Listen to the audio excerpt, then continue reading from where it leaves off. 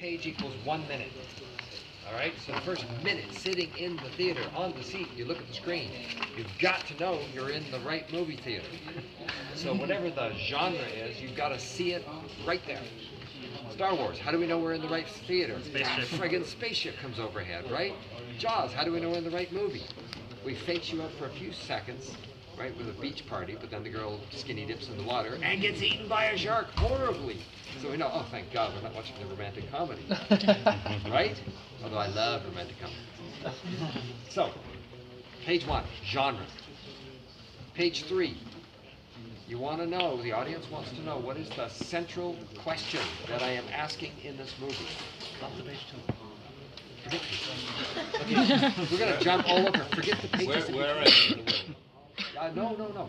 Page 3 is the question. This is a story about a boy afraid of his own power who has to accept his destiny. So now I'm going to watch him try to wrestle with this. I feel like I'm destructive. Yes, I have to be. Sorry, the ancestors will come after me. By the way. Just keep it there. Just Right. So can a policeman afraid of the water defeat a man-eating shark eating his people? That's the central question. Okay. We don't need to have met the police chief. We don't need to have met anything about it. We need to know that this is the question. When we answer it, we're done. Get off the stage, go home. That's the end of the movie. Okay. All right. So this is the problem with the movie. Choose any movie. Alien. What's the central question of Alien? Can he defeat the machines? Can he defeat the machines? Alien. Oh, You know the one where it comes out of the goes on the face, down the I throat. was going to His say, chest. Will she survive? Will they survive? can they survive? Right? Yeah. And the answer is, one of them will, and a cat. I hope I haven't ruined the movie. Sorry. So you can do that. Go through a lot of movies and ask, what is the central question here? Right? Lord of the Rings. Destroy the ring. Can they destroy the ring and defeat Sauron? See, it's really simple. It's very practical, this central question. You just have to see it there visually in front of you so you know what the problem is, so we know when we're done in the movie. All right, page 10. You have to have met your main character.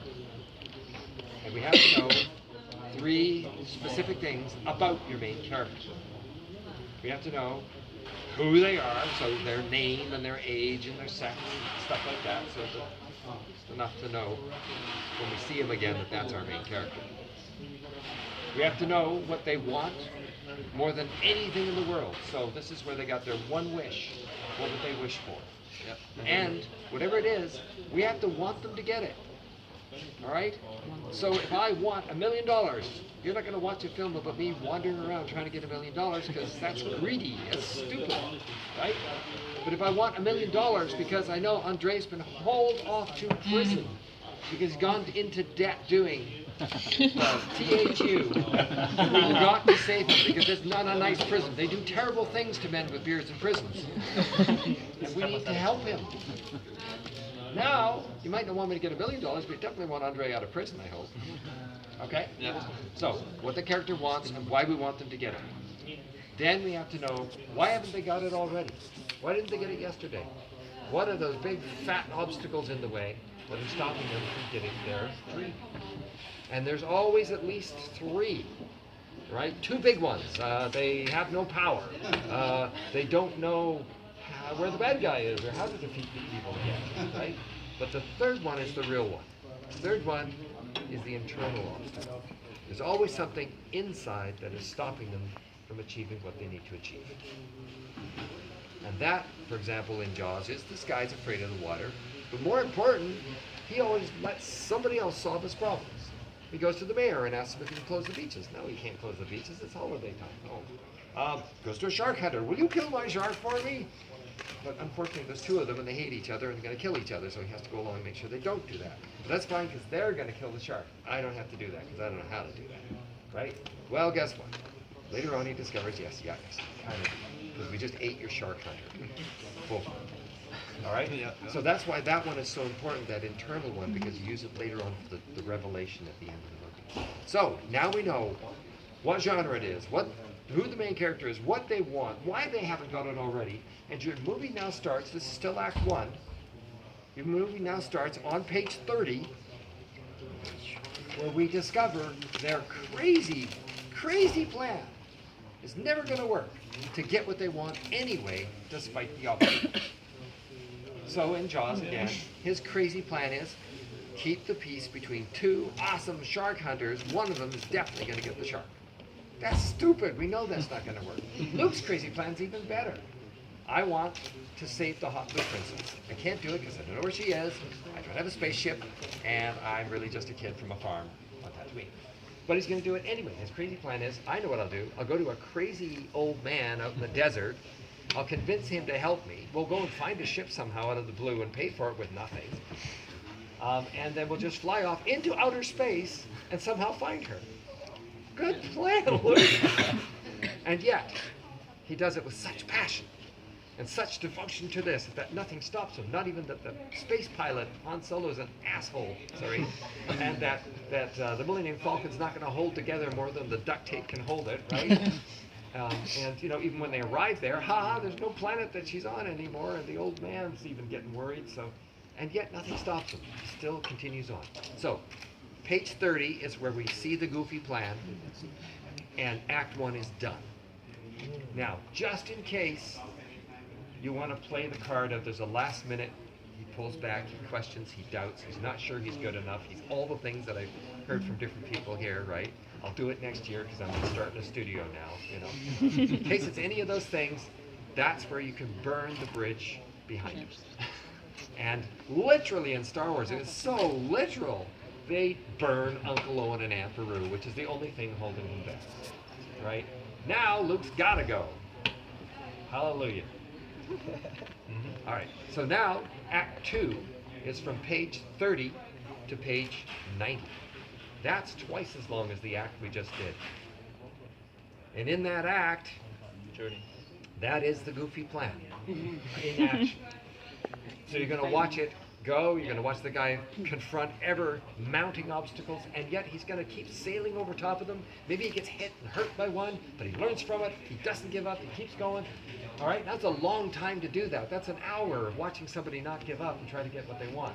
So halfway through on page 60 minutes into the film, something's going to happen that's going to flip the action around in a different direction, make you go, whoa, I didn't see that coming, and neither did your hero. So in Star Wars, there's Luke rescuing the Hot Blue Princess, and they're on the Death Star, and it's going good, and his crazy plan of dressing up as a stormtrooper is actually working. She's a little hard to deal with, but hey, it's all going to be good. And then halfway through, bang, kill the wise old man that's helping. Didn't see that coming. Well, we didn't anyway when that first happened to the theaters. We're going, oh my God, Obi-Wan's dead? What? It's going over.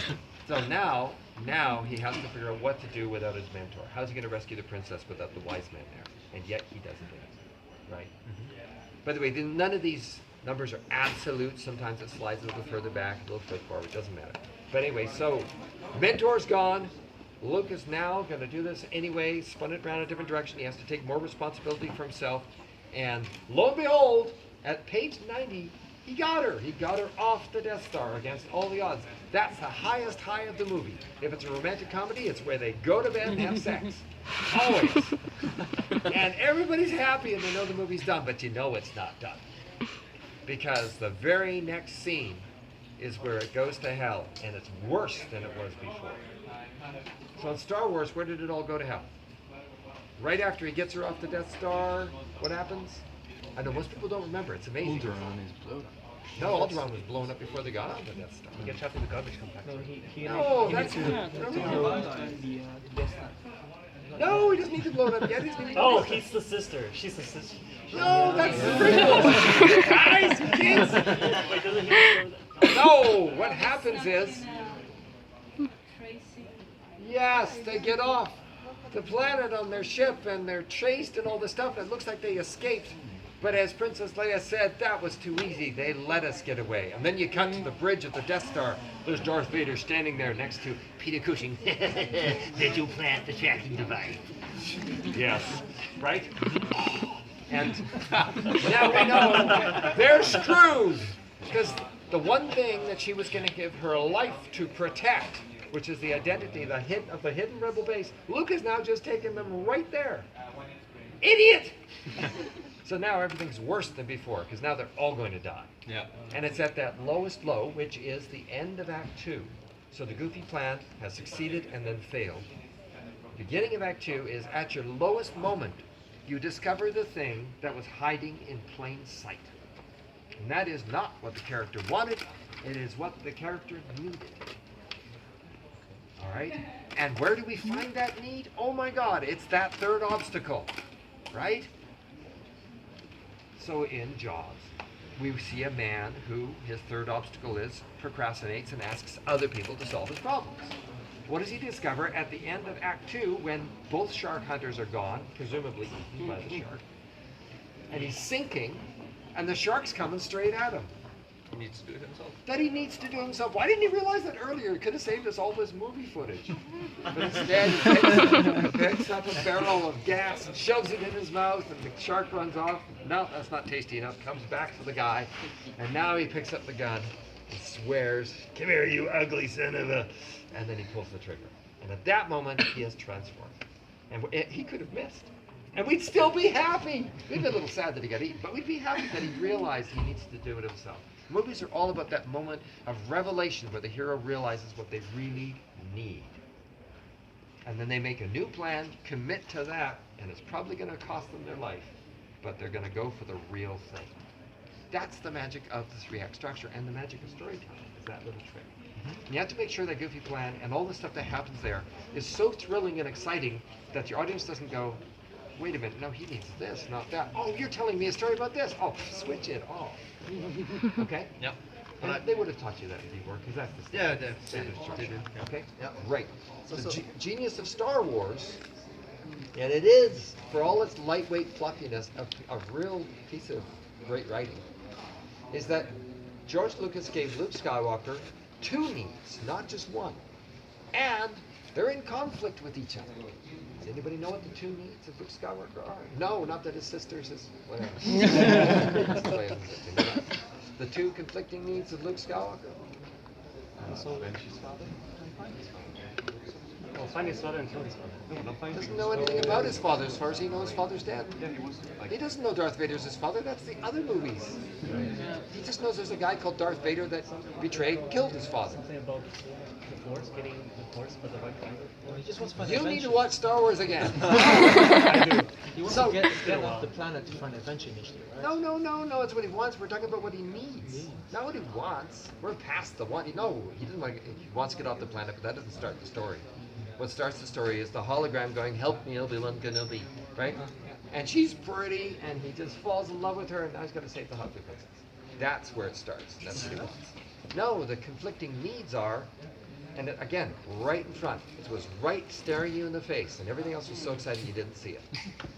Why hasn't Luke gone to the Starfleet Academy already?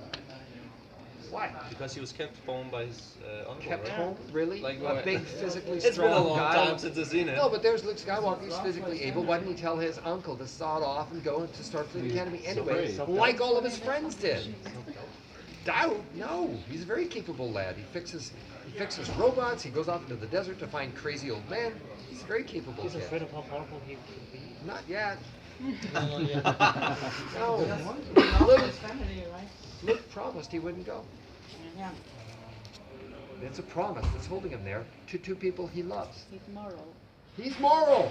You've got a kid who has to be there for the people he loves. And that was right up front there, right? Has to be there for the people he loves. What's the conflicting need? He wants to go. No, that's a want. He needs to go to save them. That's not a need. Yeah, why does he need to say that? He can stay on the farm. He'll be fine. No, the other need is along the way, pretty early on, when he meets the old man, what does the old man do? It's like, oh, Luke Skywalker, I knew your father. Have a lightsaber. So he's now got this really awesome looking sword, and he's got a destiny along with it, right? Because Obi-Wan tells him about his father and this thing, and meanwhile Luke's off doing the sword thing. He's barely listening to all that stuff. But we, the audience, know, you're like the one, right? You're the kid, and you've got this mystical power. You're going to become something called a Jedi. Awesome! So now we know he has a destiny, but his other need So he needs to follow his destiny, but he needs to be there for the people he loves. Whatever. They're toasted, so we're fine. But no, one of the people that he loves, even though he doesn't know it, Han Solo, they're best friends now. We know it because they fight in a very fun way. He isn't going with them. Even more, he invites him to come with him and become a smuggler. So where's Luke going to do? That's his friend. But no, he's got to save this. But no, he's got to do that. So and then there he is in the ship, right, trying to blow up the Death Star. And back comes Obi-Wan, the crazy old man, and just his voice going, "Switch off your computer, Luke." How can I do that? Like, shoot, old man. Switch it off anyway and trust the Force. So now he needs to make a choice between everything he knows and trusting his destiny. And his friends will die if he makes the wrong choice. Oh, isn't that good conflict, right? It's pulling on the two needs and it's making him fight. And he has to blind trust his instincts and make a choice. And he chooses to follow his destiny, and lo and behold, it saves his friends. But because he's got two conflicting needs, we can have a whole series of movies now. The next movie, Empire Strikes Back, what do? His friends go that way. His destiny tells him to go over there to a little planet, a swampy planet, and learn from this little Yoda guy. Right? And while he's off there learning from Yoda guy, his friends are in trouble. His friends are going to die. What's he going to do now, Luke? Right? So we get to keep torturing this kid. So you notice that long-running series are about building multiple needs inside a character so we can keep beating them up. The nice thing about that first three stories in Star Wars is, despite the author beating them up, Luke finds a way to find both anyway. And by the end, he saves his friends and he fulfills his destiny. And we go away super happy because we saw that. All right? Okay. But then, wait. So when you start up like writing your story and everything, So you kind of- do those beats. All right, but By the way, that's first, page 90 for the lowest low and the new plan, right? And the realization of your need. Page 120 for the happy or unhappy. and which book? Page 120, just the end of the movie. 120 pages is, Oh, is 2 hours, 60 plus 60 minutes. Oh, okay. And if it's a shorter film, you just prorate everything and make it all slightly smaller everywhere.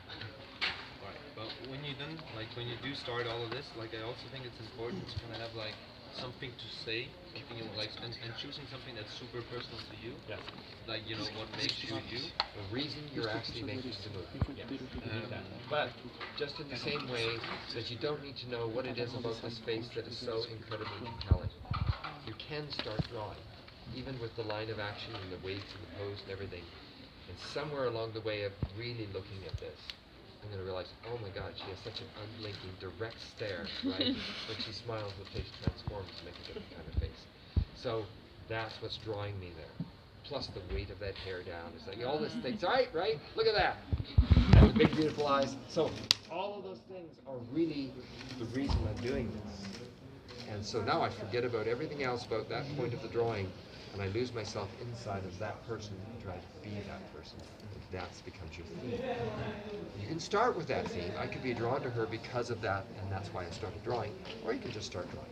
That's the same with stories. You don't have to have your theme or the reason you're doing it up front. Just start doing it. Because trust me, 90% of the people sit there going, it's about man's inhumanity to man. Is that good enough? Do I really feel that? Oh, maybe it's not good enough. And then you come up with another theme, and you keep doing that. You do that forever. Just start. Yeah. Okay? All right. If you already have a theme, so much the better. But Yeah. good. And that's it. Really, making stories is not any harder than that. It's a mechanical process where you find spirit and soul, but you find it by doing the mechanical process and just starting. You can write a screenplay, by the way, in about 28 days, 1 month. 1 month. It doesn't take long. And I learned all of this. You know all those big books on writing? They hold doors open in my house. The book that I learned all this from is this big. And it's called How to Write a Movie in 28 Days. Worst title in the world. But because of that little book, I wrote and sold and got produced my first film, my first screenplay. What's that? No. I didn't write the face. I directed the face and I produced the face, but I didn't write it. No, this was a film called People. Don't run out and watch it. My flawed first film. But anyway, so it got made. It was a 1 hour special for the Disney Channel. It was an animated film. But yeah, that's what enabled it to happen. And she simply says, day 1, write page 1. Day 2, write page 3. And somebody said, you know, the question below it is, where's page 2? And she says, shut up and ignore it, write page 3. Right? And you write what she calls the close pegs, like that. So 1, 3, 10, 30, 60, 90, 120. Then you go back on the next, that's what, about a week? And then you go back and you write the pages in between. And trust me, if you know where it starts and you know where it ends, those pages fly off your fingertips. They really do. And so by the end, by the way, you know, usually I think she gets you to write about 10 pages a day, which is a lot. You build up to it slowly, but actually pretty quick. The last bit, you write 30 pages in one day. And you never would have thought it was possible, but if you know everything and the rock is rolling down the hill and there's no stopping it, you can belt out those pages in no time. And then she says, and you're still on like day 20. And she goes, now, the next day is super important. Go and friggin' celebrate. Do not come in your studio. Do not work on this project. Clear your mind of it and go to whatever you do to find joy, go do it. Day 2, you come back and you start to rewrite. She teaches you how to take every section of it and rewrite it and make it awesome. So by the end of that month, you got a script and you can actually show it to people because it's already been rewritten. It's pretty good. So I would recommend it. Yeah. You know, again, it may not work. Some people like the rules. Some people like approaching it differently. I just like very pragmatic stuff. You know, draw this, draw that. There you are. Have fun.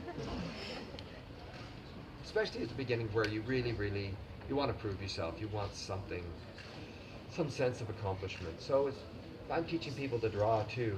Like, if I was going to teach you all to draw really awesome expressions, really to the highest possible level, I could do that right now in 5 minutes. And if anybody has paper and pencil, you can do it. Here we go. Ready? Ready? Yeah, Gonna draw vamos ter no 9 face eggs. assim. 9 eggs. And all it is 9 ovals right beside each other, you know, 3 on the top, 3 in the middle, 3 on the bottom. The one you did with your Draw. I even taught Anthony, C-3PO I taught to do this, and he did awesome expressions. Right? Got your ovals? Make them nice and big. For you shy people drawing small ovals. Eggs. Eggs. Yeah. Make them nice and long. You're drawing nice circles there. Long, eggy shapes. Okay? Got it? Yep. You're now going to put 3 marks. You're going to put 2 lines on the top, 2 parallel lines. 2 horizontal lines. And you're going to put 1 horizontal line underneath. So 1, 2, and underneath 3. May I just quickly show Oh you? yeah, please. So you're gonna do, on this egg, you're going to go 1, 2, 3. Okay? Ver. Ready? And do it on my count. Oh, just horizontal. My count. How do you do it? Just draw horizontal. Yeah. Just horizontal lines, 2 of them there, 1 here. 2 on top, 1 here. Ready? Sounds great. 1, 2, 3. 1, 2, 3. 1, 2, 3. 1, 2, 3. 1, 2, 3. 1, 2, 3. 1, 2, 3. 1, 2, 3. Go! Right. Now, look at all the faces you've just made. Do they have expressions? Yes. Oh yes. Oh yeah. Now, I'd like you to take some of those, even this, where you're doing it really carefully and trying to make sure they still have differences of expression.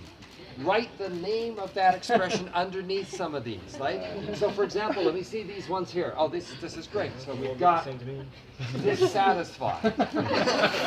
We've got we've got mutant. Okay, we've got smug down here. Write those names of the emotions underneath.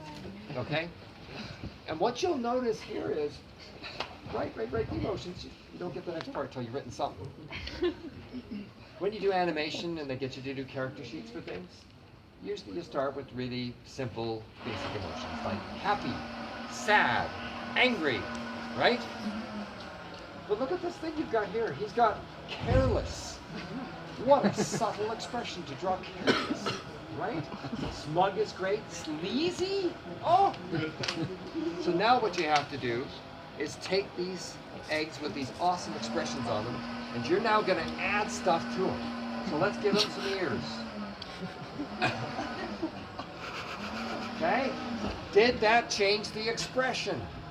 No friggin' way. What about a neck? Did that change the expression?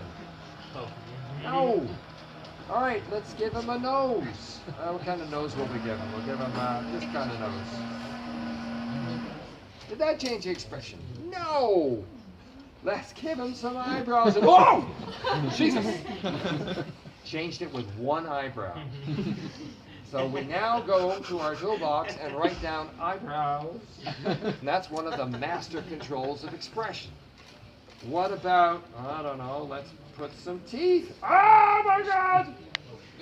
The moment you play with the mouth, open it, close it, make one side wider, put teeth, it changes the expression. Teeth, mouths change expressions. What about some snarly lines of, oh, he's now snarky and not nice, right? So all you do is that, and then you go through and add some hair. Did the hair do anything? No. Just made him not bald, you know. You put some bangs in here, and oh, he's not good. Here he is. Put a cravat, big cloak, and yeah, you got it, right? You've made him into a character. But you want to both lose the expression and then see if you can dial it back. Move some other things around. See if you can keep the original expression, right? Whenever you're going to draw one now, rather than find one, you try to remember back to these little exercises you've done, and if you did smug, or you did sleazy, and you want to draw that again, try to figure out what created that expression in the few lines that you did. And remember, it shouldn't be any harder than that. You don't have to work. Got it? Okay, so, just so you know, because you're all going to go and teach, right? That is the finale of being an artist. You must teach because it teaches you what you know. Really important. Plus, you have to give back, you have to share. That's also being good human beings. So, when you teach, here's a top secret. Make it a game, make it stupid, and make it easy for the first little while. Because what that does is it builds confidence inside the people who are learning that they can actually do this. Also, when you learn to speak, when you learn to walk, when you learn to eat, can you remember your parents? Come on. Then they take something. Oh, that's good. Right? And you learn because it's fun and stupid and you want to join in. So when you're learning something new, make it fun for yourself. Always, always, always. That's how you learn. Same with your story. Don't sit there with McKee and story and all these complicated things. Get a mean little woman who writes and says, page 1, you idiot! Genre, go! You're taking too long, you know. Yeah. And to make sure it's really fun, the back part of that book, it's a small book, half of the book is all about procrastination. It's awesome because she knows you're going to make up excuses. And every excuse you could possibly make is in the back of the book. It is. I tried, I tested her. I need to go to bed. I'm tired. My wife wants me in bed. I haven't written my pages today. If you're tired, you want to go to bed, and your wife wants you in bed and you haven't written your pages, go to bed, stupid. When she's asleep, get up and write your pages. I still do that one. So, you know what I mean? Make it fun. Do that. If you really run into a roadblock, if you really can't do it, go and I don't know, do something stupid. Something that's not art, something that's not this. Just to remember what joy is. Actually, do push-ups. Right? Till it really hurts. No, I'll write my pages. I will. I'm sorry. I'll find my theme. Just make it stop. Right? Okay. There you go. So, your assignment, should you choose to accept it, you have no choice. I will. Okay. Awesome. Is to write those close peg moments, the beats, we call them, the main beats. Write those beats for me before you leave this. Oh, unless you're not up for it, of course. No, that's all right. You don't have to shake my hand. No problem. Everybody see this, look! I want you all to help. This is really important. If he does not do this, I want you all to just take a moment, find him and mock him. Right? You do that for me? Yeah. Sneer, just a casual kind of, Awesome, dude. And if he does do it, woo, buy him a drink. Oh, I want to see them. This would kill you. It can just be as a You soda. can slap him on the back, you can, like, you know, whatever. All right? All right. All right, and remember that, because, you know, in telling these stories now, you can hear the same things over and over again. I think, start on those beats, move forward on them, right?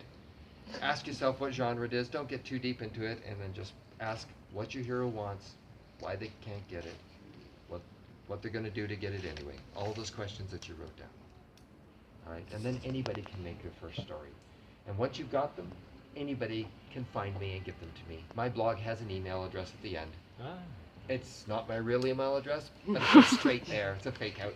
So just write to that. It'll come to my home email. If I see that and I see your beach and that you took the time and trouble and courage to do that, I will always answer you. It might be a month because I get a lot of emails and I'm sometimes busy, but I will answer everybody who sends me a story. And I don't take anything for it. And I won't put any hooks in your project. I'll just cheer you on till you get there. Because I know you have to go through the the pleasure of making the thing. Okay? And so it's still up to you. And that's why I keep saying, you know, it's funny. Everybody go to Craig Mullins' talk this morning? Yeah. Did anybody see me at the back with the gag around my mouth? Because you know, it's important to have yin and yang. But it felt depressing because he's put a mirror up there. He's a realist. Yeah. And he is reflecting the state of the industry back to you right now, Yes. right? But he's only reflecting what currently exists. I'm with what they said in the talk the night before. You want to see the future of the industry? Take a look around. Stand up. Take a look around. You are the future of the industry. What you do, whatever you choose to do, is what will be. You make the rules. You're the ones who can decide that what you were told is allowed and not allowed, what the jobs are and aren't, how many people are being hired. You're the ones who can change that. And you change it, that's why I had to gag myself, you change it by making stories, right? So when the question was, you know, what happens if there's not enough demand for the supply? If the supply creates the demand, right? It'll match the supply. Look around the room here. You could take groups of 5, maybe 10, and form a film unit right here. It's that easy. You can do it at this conference. You can forge a bond, do the blood ritual sacrifice, keep in touch through Kill the email. goat. Kill the goat. It's important ceremony. And you could make a project out of that. And you would own it. And it would be out in the world. And it would be a new thing in the world.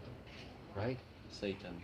Well, but here's the amazing thing is that you have it all so young, so amazingly young. It's incredible to me that now you all have voices. And better yet, you have the means to say it to millions of people.